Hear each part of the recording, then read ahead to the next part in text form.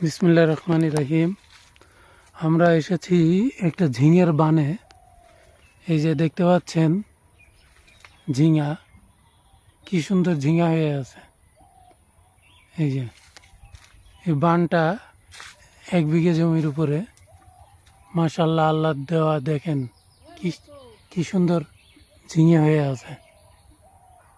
ঝিঙে একটা আমাদের দৈনন্দিন একটা সবজি। এই যে দেখতে পাচ্ছেন বানে ঝুলে ঝুলে আছে। এই যে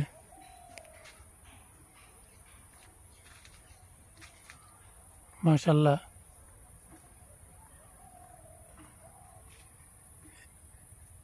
এখন ফলন এই সময় বেশি। এই আষাঢ় মাসে এর ধরা পাতে